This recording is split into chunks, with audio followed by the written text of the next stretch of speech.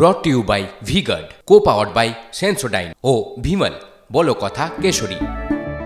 Associate sponsor UltraTech cement.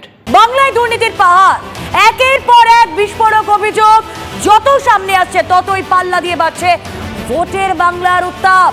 নিয়োগ দুর্নীতি বলা বাহুল্য 24-এর লোকসভা ভোটে রাজ্যের বিরোধীদের হাতে মস্ত বড় হাতিয়ার।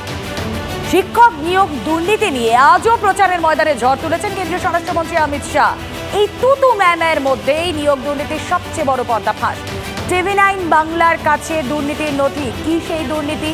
সূত্রের খবর, সিবিআই এর কাছে চাকরি চুরির ইমেলের কপি, কাদের নাম্বার বাড়াতে হবে সেই তালিকা নাইসাকে মেল করেছিল এসএসসি। মেল যায় নাইসার কর্তা নীলাদ্রি দাস, পঙ্কজ বনসল ও মোজাম্মেল হোসেনের কাছে একাধিকবার মেল করা হয় অযোগ্যদের তালিকা। সেই মেলের তদন্তে নেমে সিবিআই এর নজরে মোজাম্মেল হোসেন। এই মোজাম্মেল হোসেনের ভূমিকা এই মুহূর্তে স্ক্যানারে, এসএসসি সার্ভারে আরো এরকম মেল থাকার সম্ভাবনাও রয়েছে। নিয়োগ দুর্নীতির ইমেলের তদন্তে নেমে সিবিআই এর নজরে এই মোজাম্মেল হোসেন। বললাম না, এই মোজাম্মেল হোসেন তিনি ইন্টারেস্টিং একটা ক্যারেক্টার। কে এই মোজাম্মেল? তিনি নাইসার কর্মী। সূত্রের খবর, নাইসার হয়ে এসএসসির অফিসিয়াল কমিউনিকেশন রাখতো এই মোজাম্মেলের সঙ্গে এসএসসি কর্তাদের ব্যক্তিগত সম্পর্ক গড়ে উঠেছিল। ব্যক্তিগত স্তরেও মোজাম্মেলের সঙ্গে কথা হতো তৎকালীন শিক্ষাকর্তাদের সূত্র মারফত, এমনটাই জানা যাচ্ছে। এবং সূত্রের খবর, এই অযোগ্যদের তালিকার উপর ভিত্তি করেই সিবিআই তাদের তলব করতে চলেছে। যদি প্রমাণিত হয় টাকার বিনিময়ে এই তালিকায় থাকা ব্যক্তিরা চাকরি পেয়েছেন, তাহলে বেঁচে যেতে পারেন যোগ্যরা। ফলত অযোগ্যদের তালিকা এক্ষেত্রে খুবই ইম্পর্টেন্ট। আমাদের প্রতিনিধি সুমন মহাপাত্রর বিশেষ প্রতিবেদন। TV9 বাংলায় নিয়োগ দুর্নীতির সবচেয়ে বড় ব্রেক। স্কুল সার্ভিস কমিশনের ইমেল আইডি থেকে নাইসায় গিয়েছিল অযোগ্যদের তালিকা। ইমেল করে বলা হয়েছিল এদের নম্বর বাড়িয়ে দিতে হবে।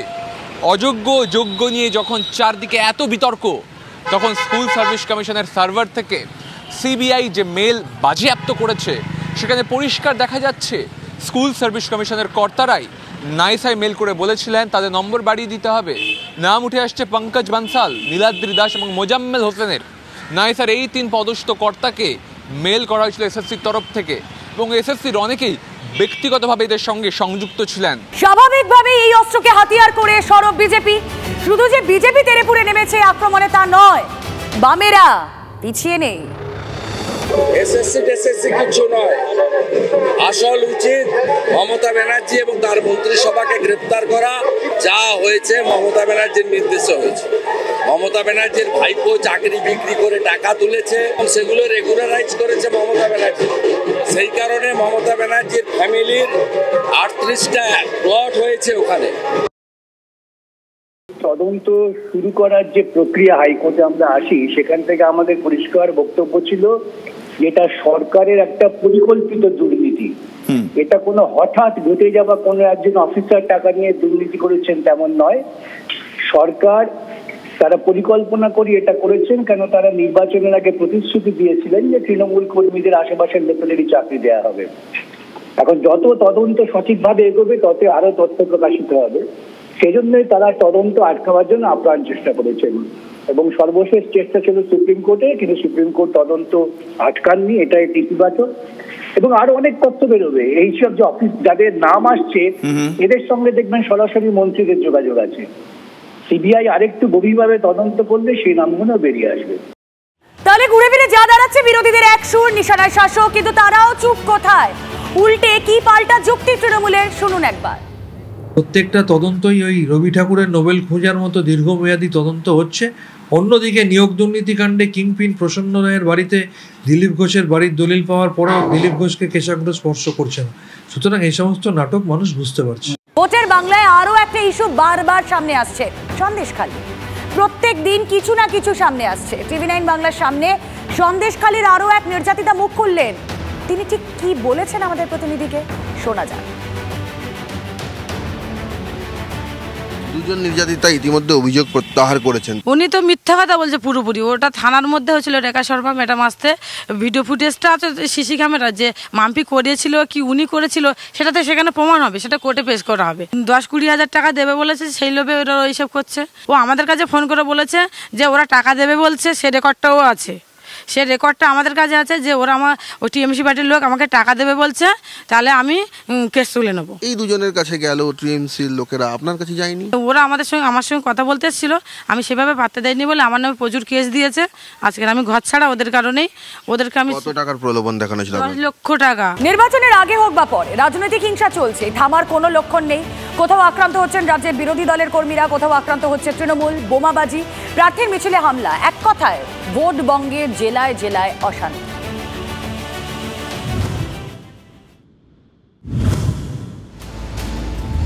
ভোটের বাংলায় এ কোন রাজনীতি? পূর্ব মেদিনীপুরের ভগবানপুরে বিজেপি কর্মীর কান কেটে নেওয়ার অভিযোগ। 25শে মে এই জেলায় ভোট। তার আগে এই ধরনের ঘটনায় স্বাভাবিকভাবেই এলাকায় চাঞ্চল্য ছড়িয়ে পড়ে। আর মশানি গ্রামে বিজেপি কর্মী সুব্রত বাগ তমলুক হাসপাতালে ভর্তি। অভিযোগ ওঠে তৃণমূলের বিরুদ্ধে, যদিও তৃণমূলের দাবি বিজেপির আদিনব্য কোন্দলের জেরেই এই হামলা। ঘটনা বলতে আগে আমরা টিএমসি করতাম, অনেকদিন আগে বিজেপিতে চলে এসেছি, প্রায় বছর 27 সেই দিন থেকে টিএমসি লোকের টার্গেট। তৃণমূলের দুষ্কৃতি, আমাদের এক্স প্রধান যে বিকাশ ভূঁইয়া তার নেতৃত্বে গুন্ডা বাহিনী এদের আক্রমণটা করে।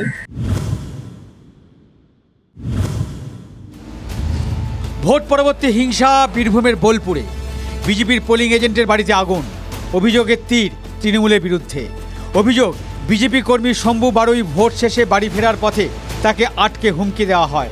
এরপর মঙ্গলবার রাতে তার বাড়িতে চড়াও হয়ে শাসিয়ে যান তৃণমূল কর্মী সমর্থকরা। গভীর রাতে তার বাড়িতে আগুন ধরিয়ে দেওয়া হয়।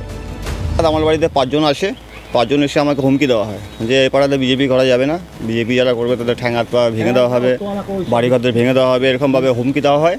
স্বাভাবিক কারণে যারা ঠেট করতে এসেছিল তারা টিএমসি আশ্রিত দুষ্কৃতী।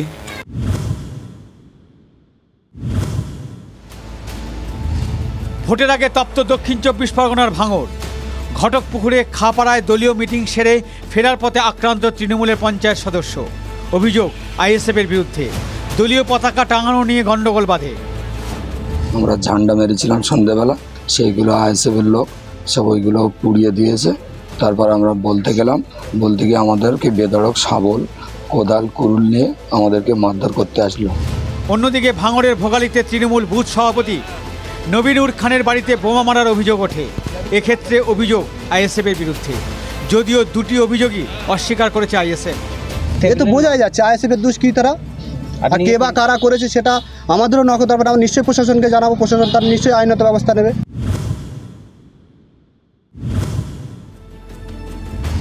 মেদিনীপুরে বিজেপি প্রার্থী অগ্নিমিত্রা পালের মিছিলে হামলার অভিযোগ। এগরার জেরথান বাজারে বিজেপি ও তৃণমূল কর্মীদের মধ্যে হাতাহাতি হয়। প্রতিবাদে পথ অবরোধ অগ্নিমিত্রা পালের। পরে পুলিশ গিয়ে পরিস্থিতি নিয়ন্ত্রণে আনে।